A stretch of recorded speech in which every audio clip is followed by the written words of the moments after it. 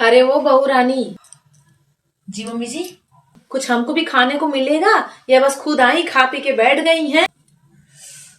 दुनिया भर की सासें जो है जब खाती है तब बहू खाती है, और एक तुम हो जो पहले ठूस लोगी तब जाके सास को खिलाओगी। जरा सा हम नहा धो के पूजा पाठ करने चले गए, तुम्हारी आराम तल भी शुरू हो गई है। अरे नहीं मम्मी जी, आराम नहीं कर रही हूँ।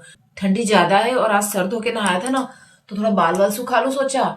और रोटी बना के रख दी होती तो आप ठंडी रोटियां खा नहीं पाती। तो मैंने सोचा कि पहले हाथ पैर सेक लेती हूँ। आप तो उस समय नहाने ही घुसे थे। बहुत देर कर दिया क्या मैंने मम्मी जी? आप तो शायद अभी पूजा करके आए ना। चलिए ना, मैं रोटी बना देती हूँ, चलिए। अरे तो हम पूजा पाठ करने चले गए तो क्या खाना भी नहीं खिलाओगी हमको? हैं, हमारे हिस्से का भी खा जाओगी? कैसी बहू है हमारी? जी मम्मी जी, सुबह 5:30 बजे सो के उठूंगी, सब काम कर लूंगी, नहा धो लूंगी तो भूख तो लगेगी ना। आपको नहीं लगती इसका मतलब ये थोड़ा ना कि किसी को भूख नहीं लगती है। अरे तो हम भी बहुत देर से नहीं उठे हैं, 6 साढ़े 6 हम भी उठे हैं, लेकिन एक फर्ज होता है ना बहू का। कैसी बहू है हमारी? सॉरी मम्मी जी, अगर कुछ गलत कह दिया हो तो। हम भी काम की हैं अपने ससुराल में। मजाल के चूल्हे से तब तक हट जाएं जब तक कि जो है सबको खाना ना खिला दे, चाहे 4 कहे ना बज जाए हैं। तुम्हारी तरह तो कभी ना किए हम। जी मम्मी जी। काम करते करते सबके बाल सूख जाते हैं, तुम ही एक बाल नहीं धोती हो। हर काम में कुछ ना कुछ बता देगी और अपने आप को बचा लेगी। बहानेबाजी तो तुमसे सीखे कोई। वैसे मम्मी जी, अगर मैंने सारा काम निपटा लिया और फिर मैं आराम भी कर रही होती तो इसमें खराबी भी क्या है?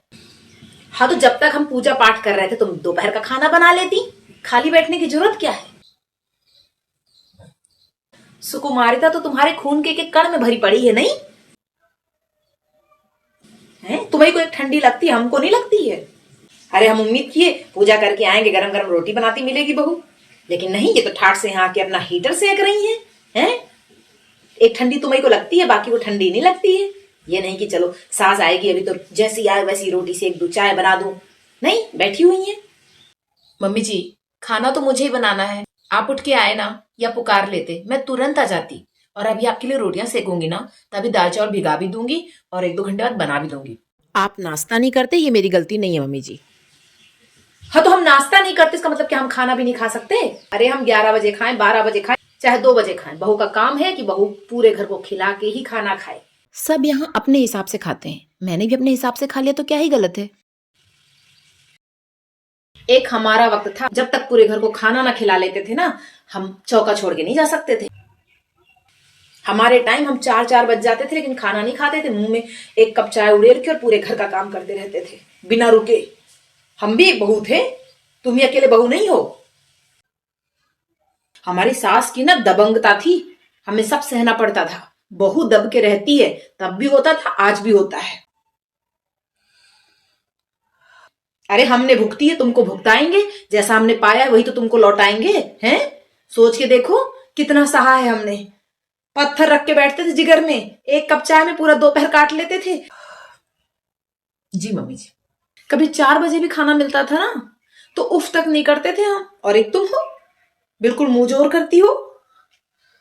क्या ही समझाएंगे हम, हमारी किस्मत ही फूटी है। जब सास थी तो हमको दबा के रखी, आज जो बहू आई है वो भी हमको दबा के रख रही है। अरे हम अपना सासपना किसी और कब दिखाएं? हाँ, अरे हमें सास बन के जीने का मौका मिलेगा या नहीं? या हम प्रताड़ित बहू भी रहें और प्रताड़ित सास भी हो जाएं? हाँ, तुम ही हमको दबा लो, तुम ही हमारी सास बन जाओ। सब काम निपटाने के बाद ही कमरे में जाते थे, इतनी शर्म संकोच रखते थे। बड़ों का लिहाज था हमारे अंदर, हिम्मत नहीं थी कि दिन में जाके दरवाजा लगा के आराम कर लें। एक तुम लोग हो, रत्ती शर्म नहीं है, बकर बकर बकर बकर किए जाओ बस। बहू ना हुए पता नहीं क्या हो गए। जान लो ये बात, ध्यान से सुन लो। ऐसा ही होता है सास बहू का रिश्ता। हम झेले हैं, तुमको झेलाएंगे, हिसाब बराबर करके रहेंगे। तुम्हें समझ में आए चाहे ना आए, तुमको सहना पड़ेगा, जैसा हम कहेंगे करना पड़ेगा। सही कहा मम्मी जी आपने। वैसे मम्मी जी, बुरा ना माने तो एक बात पूछूं? ये हंसी किस बात पे आ रही बहू तुझे? कोई कहानी सुना रही हूं मैं झूठी? हाँ, बस करिए ना मम्मी जी। हमारे जमाने में ये था, तुम्हारे जमाने में ऐसा है, हम ऐसे थे, तुम वैसे थे। ये तुलनात्मक मोड से बाहर निकलिए। आज के और पहले के वक्त में बहुत फर्क आ चुका है। आप जैसे हम नहीं है तो हमारे जैसे आप भी नहीं हो सकते हैं। हमें केवल घर का नहीं, बाहर का काम भी देखना पड़ता है। थोड़ा तो समझिए ना मम्मी जी। आपकी सास ने आपको कितना तंग किया, मतलब दादी सास ने आपको कितना परेशान किया, ये कहानी तो मैं शादी के बाद से सुनती ही आ रही हूँ। पर अगर मैं आपसे ये कहूं कि दादी जी के बारे में, दादी जी और आपके बारे में, सास बहू के रिश्ते के बारे में कुछ अच्छा बोल के बताइए। जैसे आप लोगों के बीच कुछ अच्छा हुआ होगा ना, आखिर आप लोगों ने सालों एक साथ एक घर में बिताया है। कोई ऐसी चीज जहां उन्होंने आपको कोई खुशी दिया हो तो बोल पाएंगी। चलिए कुछ बताइए ना दादी जी के बारे में, जो आप दोनों के बीच में कुछ बहुत अच्छा रहा हो, अच्छा केमिस्ट्री रहा हो सास बहू का, कोई ऐसा मोमेंट जहां पर आप उन्हें खुश होकर याद कर सकें। बताइए ना मम्मी जी। अरे उस डुकरिया को कौन याद करेगा, इतने किस्मत खराब है हमारे। ऐसा भी ना है बहू, इतनी भी याद नहीं आती हमें। तू कहाँ सुन पाएगी।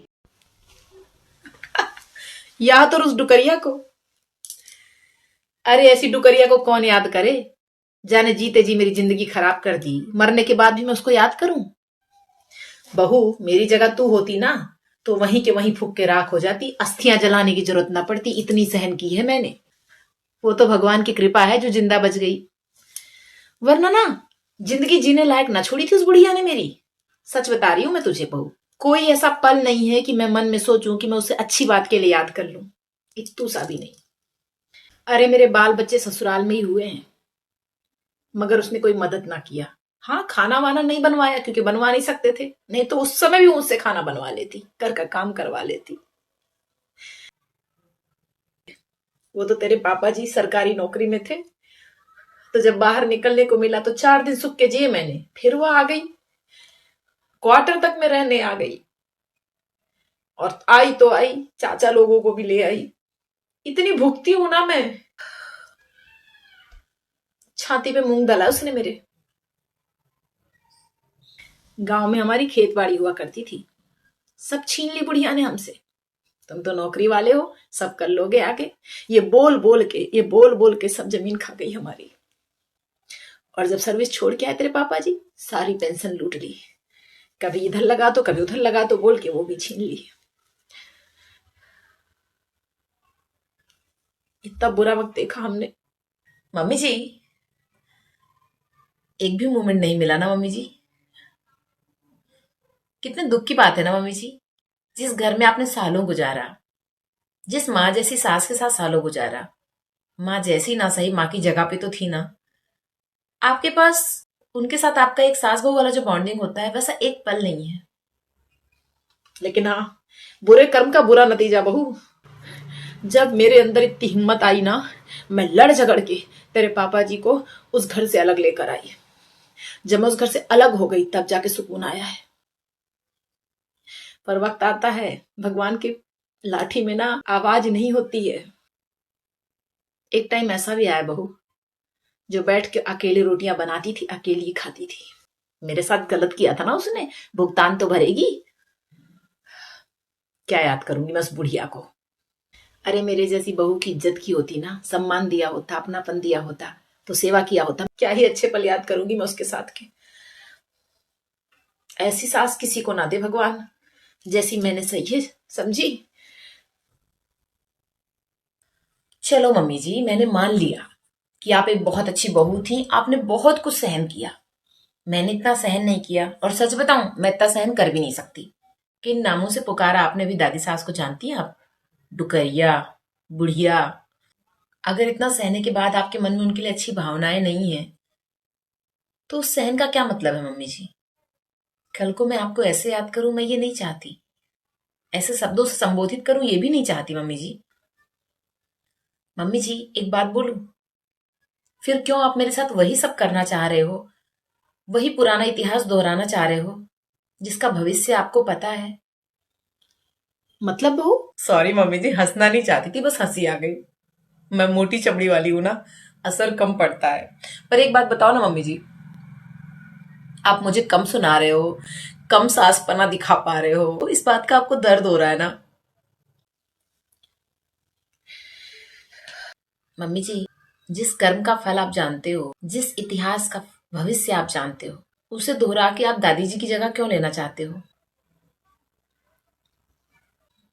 आप अपने आप में एक अच्छी वाली सास बनिए ना। और हमारे बीच में एक नया रिश्ता कायम करिए, अच्छी सास बहू वाला। वैसे मम्मी जी, एक अच्छी सास बनना इतना भी मुश्किल काम नहीं है, कोशिश करके तो देखिए।